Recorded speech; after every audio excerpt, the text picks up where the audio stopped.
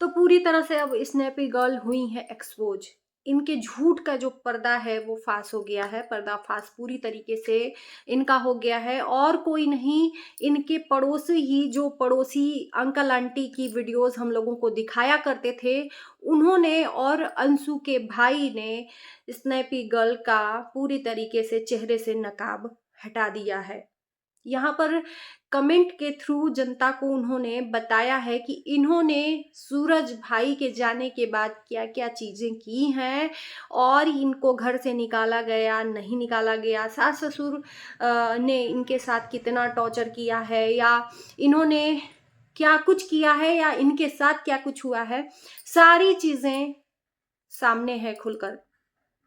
चलिए मैं बता देती हूँ कि जो इनके पड़ोसी हैं, यानी कि सास ससुर जिनके वीडियो में हम लोगों को अक्सर देखने को मिलते हैं, उन्होंने और अंशु के भाई ने, दोनों ने मिलकर कमेंट के थ्रू इनकी बातों को रखा है। सबसे पहली बात कि जो ये शादी की थी राजवीर से शादी की थी, उस पे भी काफी सवाल उठे थे।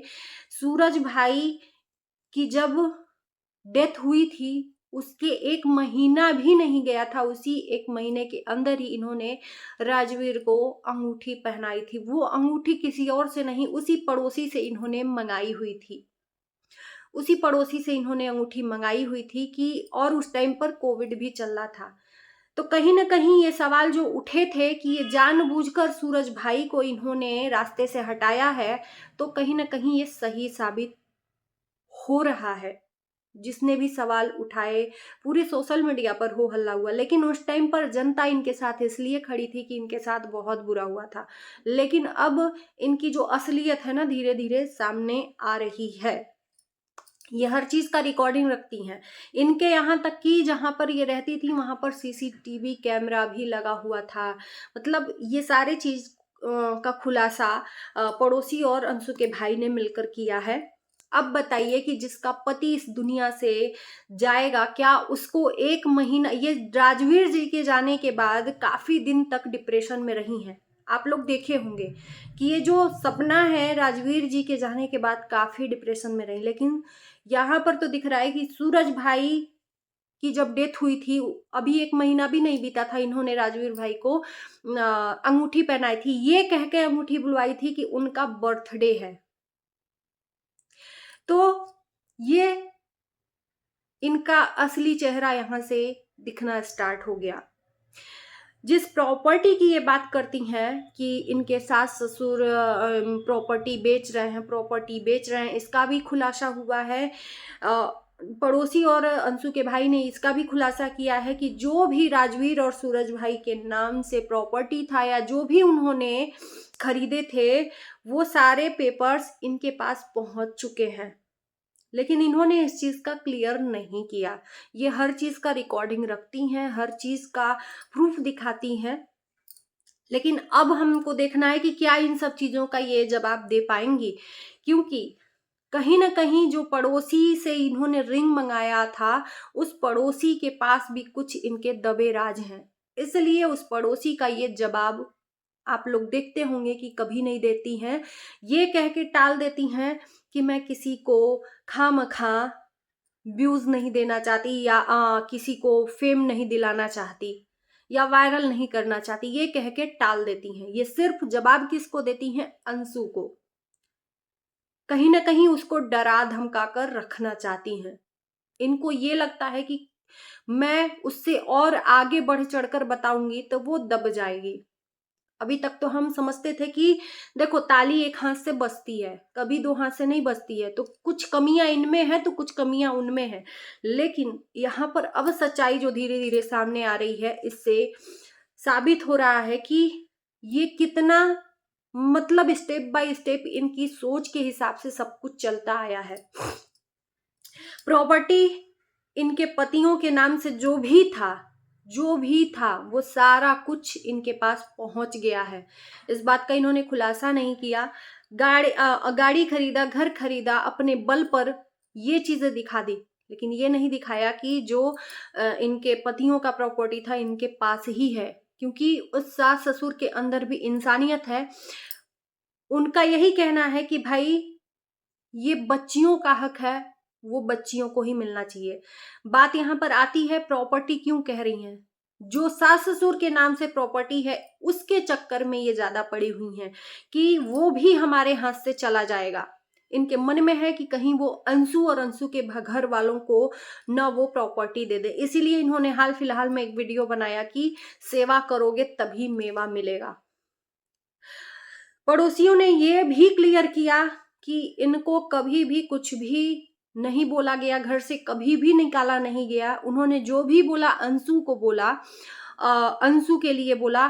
तो ये जो भी जिस दिन घर छोड़कर जा रही थी उस दिन पड़ोसी वहां पर बैठे हुए थे। उन्होंने देखा कि अंकल आंटी ने कुछ भी नहीं बोला, ना ही इन्हें रोका ना ही कुछ बोला। अंशु घर से निकली तो ये भी घर से निकली। रोक टोक की बात रही, लोगों को ये दिखाया गया कि उस घर में बहुत रोक टोक होता है इनके ऊपर।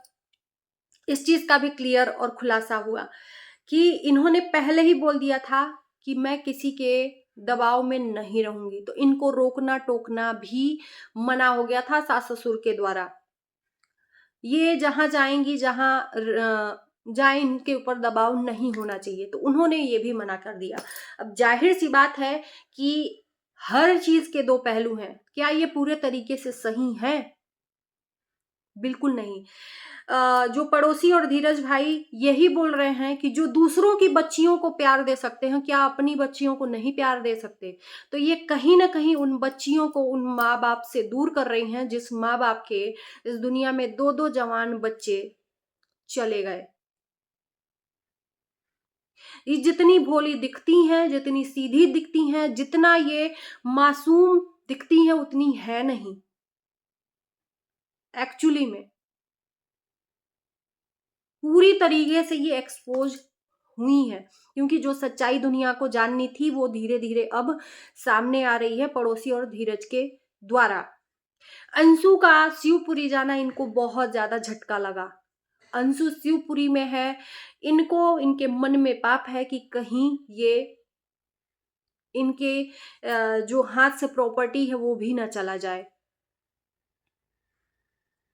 ठीक है, उस माँ हम लोगों जब तक नहीं पता था सच्चाई तब तक हम लोग सवाल उठाते थे, लेकिन जब सच्चाई पता चली है तो अगर सच्चाई जानते हुए गलत का साथ दें तो ये गलत नहीं है। और कब तक साथ देगा? सिंपैथी कार्ड कब तक ये खेलती रहेंगी मैडम? कब तक? जिंदगी भर नहीं लोग साथ देंगे। जब तक आपके साथ में बुरा हुआ तब तक ये लोग आपके साथ में थे, लेकिन अगर आगे कंटिन्यू सोचें कि ये लोग साथ रहेंगे तो ऐसा नहीं होगा। चेहरे से नकाब उतरेगा ही। और ये नहीं कहती कि पूरी तरीके से ये गलत है। ताली एक हाथ से कभी नहीं बजती। फिर एक बार कहती हूँ कि कुछ कमियां उनमें हैं तो कुछ कमियां इनमें भी हैं। अब इनको उस घर में घुटन हो रही थी क्योंकि आगे रास्ता कुछ इनको दिख नहीं रहा था, क्योंकि दो उस घर के जवान बेटे थे, दोनों के साथ इनकी शादी हुई, अब दोनों ही चले गए, तो आगे की लाइफ क्या? तो ये खुल के अपनी लाइफ को जीना चाहती थी, इंजॉय करके जीना चाहती थी जिस तरीके से अब जी रही हैं, और वो वहां पर हो नहीं पा रहा था। इनको एक मौका चाहिए था उस घर से निकलने का। अंशु को भी भड़काने में इनका पूरी तरीके से हाथ है। ये बात का भी क्लियर किया गया कि सास ससुर के खिलाफ अंशु को भी भड़काती थी और अंशु भड़क भी जाती थी। इसलिए अंशु इनके कहने पे ज्यादा चलती थी, जो कि सास ससुर को गलत लगा और अंशु को वहां से भेज दिया उसके घर पे। और जब अंशु गई तो ये भी वहां से तुरंत निकल गई, क्योंकि एक अंशु ही तो थी उस घर में जो इनके मन मुताबिक चलती थी। क्योंकि अंशु देखो, बच्चा है या कोई भी है, अभी वो स्टडी कर रही है स्कूल में, उसको लालच दो किसी भी चीज का, फोन दिलाओ, सोने के गहने दिलाओ, ये हमने देखा है अंशु के लिए इन्होंने किया है। तो ये सब चीजों से वो दब गई थी अंशु, और इस तरह से वो सपोर्ट करती थी सपना को। और ये सास ससुर को देखा नहीं गया, शिवपुरी से उन्होंने भेज दिया। और जब अंशु चली गई तो ये वहां पे क्यों रुकती? अंशु के कंधे पर ही तो बंदूक लगाकर चला रही थी, ये अंशु के सहारे ही तो वहां पर थी। और जब अंशु गई तो इनको लगा कि अब तो मेरा यहाँ पर अकेले कुछ भी नहीं हो पाएगा, तो यहाँ से निकलना ही जरूरी है। और इन्होंने क्या किया कि वहां से चुपचाप रास्ता अपना अलग कर लिया, छोड़ दिया उस सास ससुर को, दुनिया के सामने दिखाई कि मैं बेटा बन के रहूंगी इन बूढ़े लाचार माँ बाप का।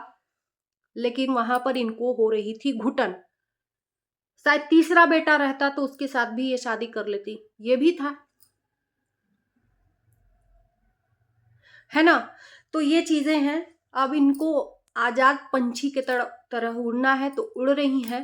बाकी रियलिटी सब कुछ सामने है। आप लोगों को क्या लगता है? हम आपके ओपिनियन भी जानना चाहते हैं। कमेंट में जरूर अपनी ओपिनियन दीजिएगा। इस वीडियो को यहीं तक रहने देते हैं। Bye bye, love you, take care.